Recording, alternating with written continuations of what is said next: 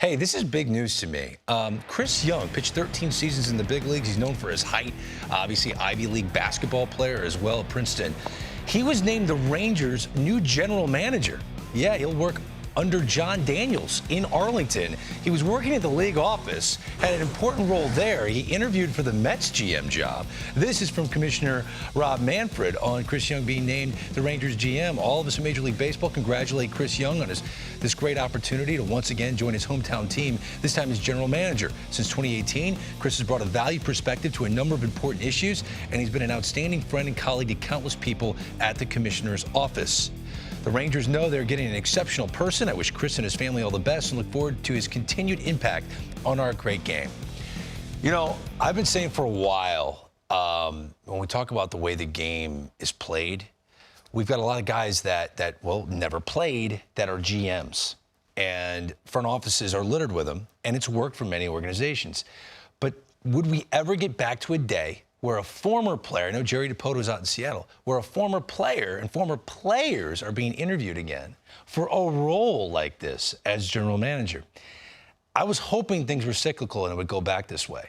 This is big news to me. This is a big deal to see a former player get a GM job. What do you think? Well, I think it's the right former player as well. Not all former players are a good fit in a front office.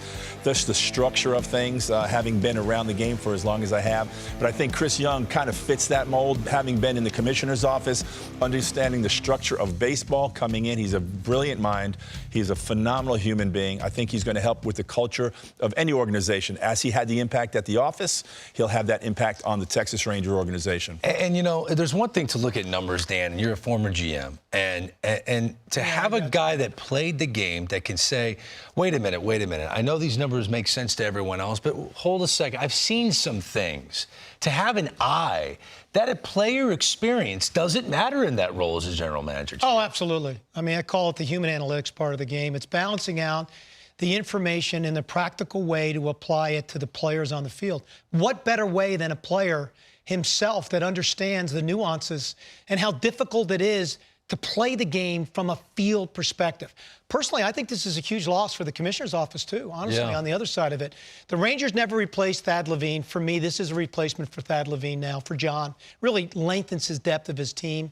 But, you know, again, I think Chris provided such a wonderful perspective for the commissioner's office, too, and I hope they can find another player in that role that really balances out the view of the game from their world, their life experience.